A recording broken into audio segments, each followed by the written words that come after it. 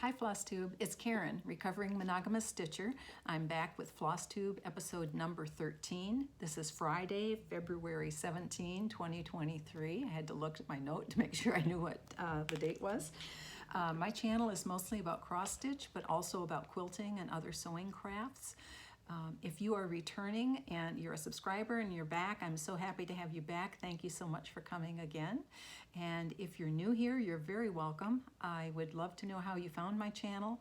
I hope you see something you like and that you will be happy to come back again, and that you will like and subscribe and be part of my virtual stitching family. That would be wonderful. Okay, there were some comments on the last video that I thought I would address at the beginning here. I had made the comment that it was 50 degrees and it was too cold for me to go out for my walk. And all the comments were so funny. Yeah, I know, where many of you are, 50 degrees is nothing. And I grew up in Michigan. I know what winter's like, and that's why I'm here. That's why I'm not in Michigan. But as one of my friends said, there is no bad weather, only inappropriate clothing. And I do not have appropriate clothing for exercising in 50 degrees or colder. I don't, that's not what I do. I have my winter jacket down here in case I need it for some reason, but I don't want to go out and sweat in my good jacket. So anyway, that's my story and I'm sticking to it. But all the talk about walking was fun. Someone said, well, you walk from your stitchy chair to your stash, you walk from your stitchy chair to the kitchen and to the sewing machine. Yes, I do, but those steps don't count up very fast. But the discussion was fun. So I do have a little bit more to say about walking. What I really like to do, if my ideal day when I'm not being lazy or whatever, I like to be out the door at 5 a.m. I have a clip-on light that clips to my waistband, and so I can see, and I have my run meter app on my phone, and I go walk for, it's over an hour. I try to do 4 miles. I have a path that I follow in the park, and I try to do 4 miles. So I'm out in the dark, but I have a story about walking. Last year, well, actually not last year, it was the year before, because it was last season is when it was. The third night we were here, our golf cart was stolen from our driveway, and 3 carts were stolen from our park that night.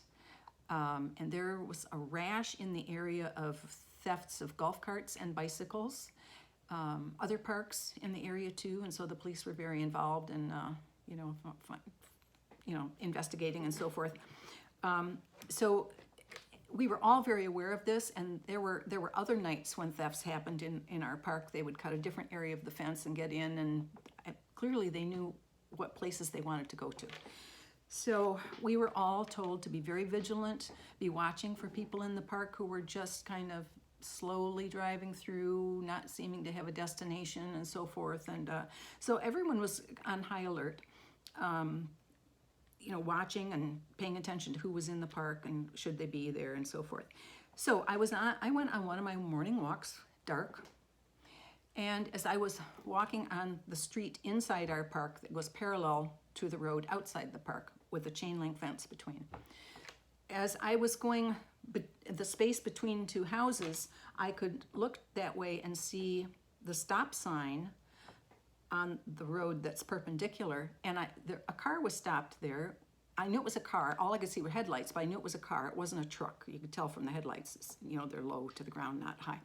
So I thought, well, that was strange, and I kept walking, and then when I got to the space between the next 2 houses, I looked again, and the car was still there. And I thought, that is strange, because there's no traffic. Why would you have to stop so long at a stop sign? So I continued my walk, and as I was walking down the street, a car came from behind me from the direction of the main entrance. Well, to get in the main entrance, anytime between 6 p.m. and 6 a.m., you have to have either the code, the keypad code, or the remote. So whoever came in, of course, had that and came in. And I saw what the car was. It was a little white car. And I thought, well, that could be the one that was at the stop sign. Didn't know. Okay, I went to another intersection where I go my path is I turn to the left, but I looked to the right and I could see the taillights of that car. And it was driving slowly down the street, pausing at a driveway, sometimes stopping at a driveway, and then going on to the next one. I thought, I'm gonna go that direction. So here I am, Jessica Fletcher on the case. Do, do, do, do, do, do, do, do, do, do, do. And I've got my phone, my app is on for my run meter app is on, and I'm just fumbling with my phone, trying to get it to the camera. I wanted to take a picture of the car. And I have trouble enough doing that standing still, much less when I'm walking and it's dark, and I'm not very techie anyway. So the car went into a driveway, turned around, and then it was coming toward me. I thought, uh-oh. What's gonna happen now? But I got my camera set. And the car came past me and slowed down, and the woman in it called out to me and said, "You're trying to take my picture and I'm just trying to deliver newspapers." So here I thought I had the culprit, but I was stalking the newspaper carrier. So, you know, that story went around a few times, my friends. So anyway, that's my story about my early morning walking in the dark. I think it's an ideal time to walk though, because I don't have to put sunscreen on, and we don't have sidewalks in the park, so you're walking in the street. There's virtually no traffic except the newspaper carrier or whatever. So anyway, that's what I do with my walk. Okay, Karen, what have you been stitching on in the last 2 weeks? Well, look at my book of days, and I was able to stitch every single day in that 2 weeks. And along here on this side, I put my list of my plan, and I check it off when it's done. And here down here, the 7-day on a sampler is checked off. That one is done. And I'll show you what that is. That was Miss Jane Hopkins, 1875. Hands Across the Sea. Look at that beauty. I love it. I can't wait to get more of that, to that flower. Okay, so let me show you what I got done. I stitched I had stitched 2 days on her before that Flosstube, and then 5 days after it. Let me get this on a board so you can see. I hate to fumble around with it, but if I don't take a second to do this, I'll just be dropping it and it'll flop around anyway, so may as well take a second to clip this on here. Okay, so here's Jane Hopkins. Last time I had this tree done, most of this tree or whatever it is, some of the doodads done, but now I've started the basket. I have the name and the date. I've started the basket. I'm working my way up. So far, I'm not running into big problems. Once in a while, I've miscounted, but I find it pretty quickly, and I've fixed everything. So she's coming along. She's coming along. I'm very happy with that. I love that one. It's going to be beautiful.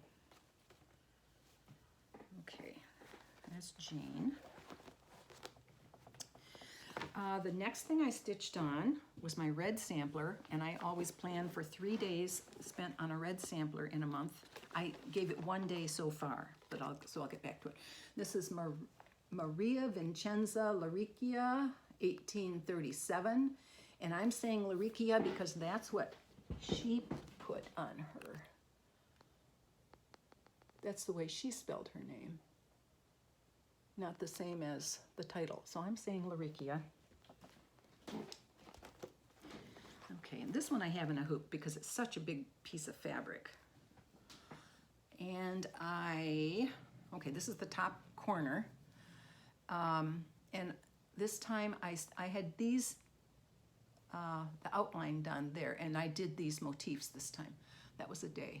Those are fun little motifs, and really I did get through them. And yes, I have my needle there with my thread hanging. And my needle minder's on backwards because it seems to be stronger on the back than it is on the front, so the pretty part's on the back. So this is a red, this is stitched on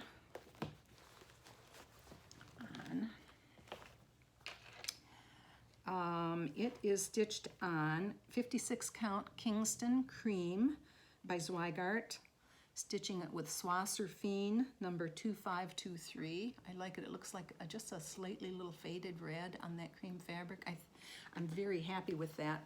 And the wonderful people at the attic helped me come up with that combination because the specific that this model was stitched on they didn't have available, but I think they made really nice choices for me. I'm very pleased with that. They're very helpful. Next, I was going to do my forget-me-not, but as I told you last time, there are some things I have on order. They're on the way now. I've gotten an email that they've been sent. The little hoop, the Hardwick hoop that Katie Strachan recommends, and the John James short number 10 beading needles that I'm going to need for my 56 count and for that project. So I slipped in the Rose and the Giant Pear. Again, from Hands Across the Sea. And I had started this in Sampler September. And I was going to give it 5 days because that's what my plan is for the Forget-Me-Not sampler, or box project, actually. But I couldn't stop. I gave it 6. And I still wanted to keep going because I'm getting so close to the end, it's just killing me. I had previously done the border almost like 3/4 of the way around. The house was done. I had this little fence done, but I had only just started the leaves by the rose. So I did that, got the entire rose finished, came around up above, did the initials and the dates, and got over to the pear. I have a pretty good start on the pear. I love seeing it come together as I'm stitching it. So I'm looking forward to getting back to that one. It's such a sweet little sampler. And again, I know I'm going to have to, I'm not going to be able to get this framed at Hobby Lobby because as I found out when I did, the La-Di-Da with the witch's boot. By the pricking of my thumbs, something wicked this way comes. Anyway, I found out that they cannot order anything that has a measurement smaller than 5.5 inches. And this would definitely be smaller than that. So I'll have to either do something myself or maybe find a place online to order a frame. If you, I know I hear every once in a while a Flosstuber who'll say I ordered it from such and such. Well, I don't remember, and I couldn't possibly go back through all the videos. If you have one, someone you've successfully ordered from online, and reasonably priced, let me know because I want to get both of those framed and I can't do it at Hobby Lobby. Okay, so the next thing I worked on was my focus piece.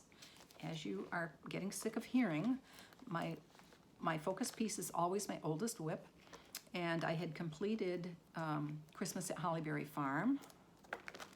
So Halloween Quaker is the next one up by Lila Studios.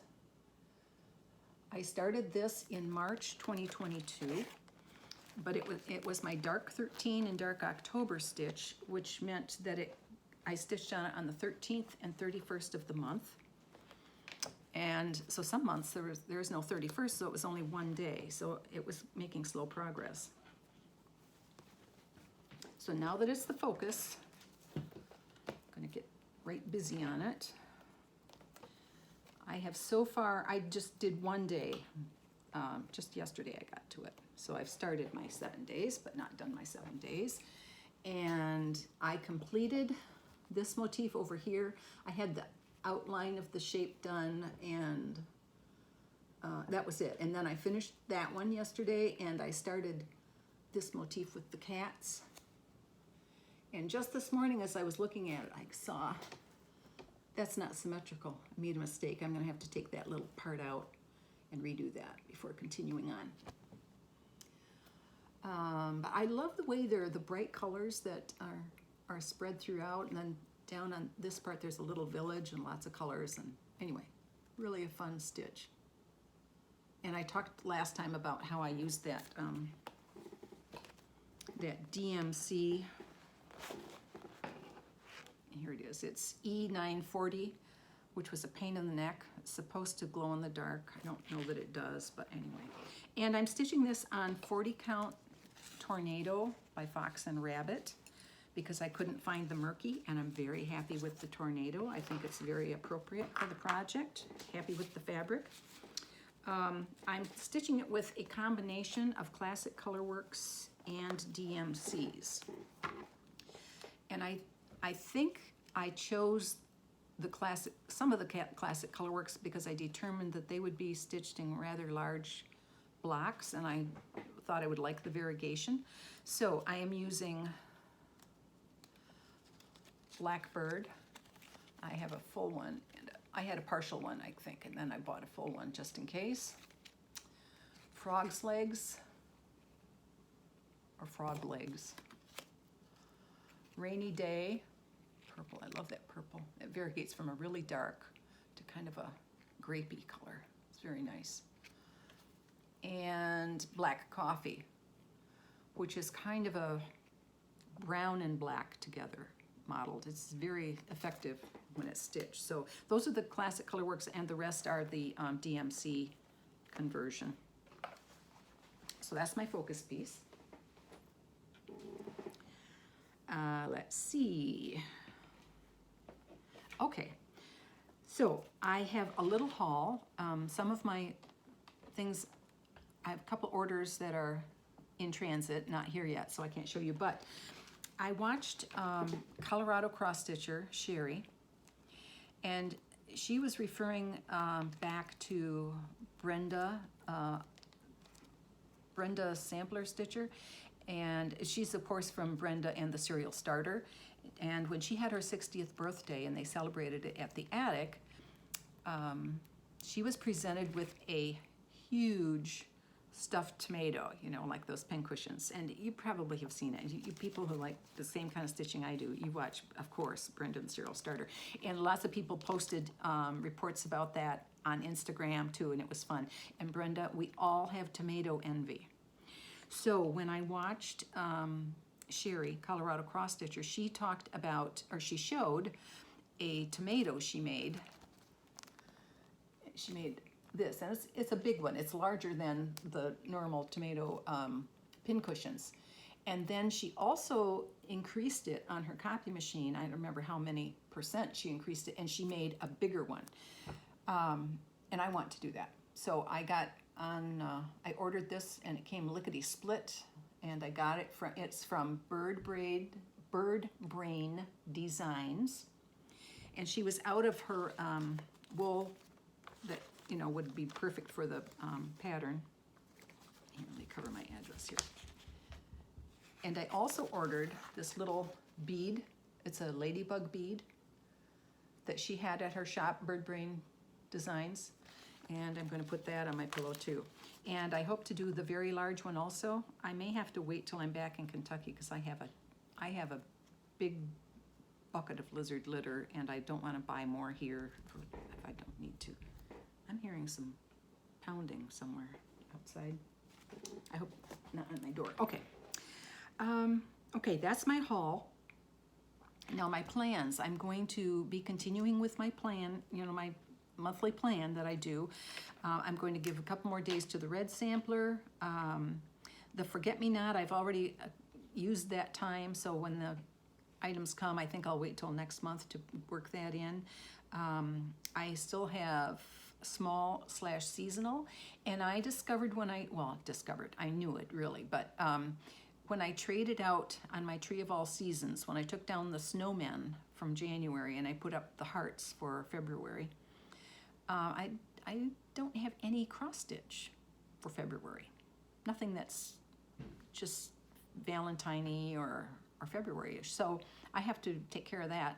And I do have Brenda Gervais' Love Notes booklet, so I could start that. Perhaps I'll do that. But I know it's late for Valentine's Day, but I have to start it sometime. So anyway, I'm going to think about that for my seasonal/smalls.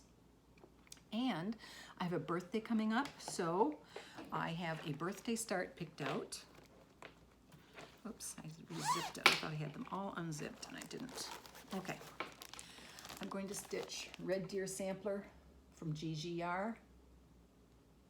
I love this. I love this. When I started watching Carol, the Saltbox Stitcher, of course, for a long time, it hung right behind her head when she recorded her videos. And the first time I saw it, I thought, oh, that's interesting. I've never seen a deer on a sampler. And then I would watch, you know, as the episodes went by, and my eye would be drawn to that deer. And I thought, oh, that's really interesting. I like that. And then it became, I love that. I have to stitch that.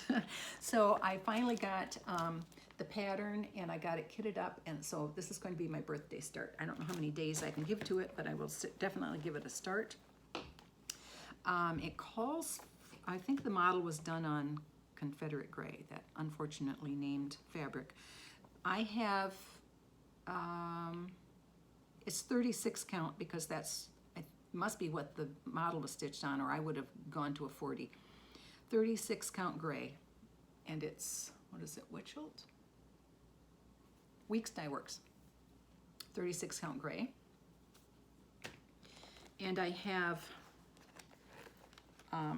when I looked at the pattern, I looked at areas that were kind of large areas and made sure that I got the over-dyed flosses for those large areas. But somewhere there's just little bits, I have DMC.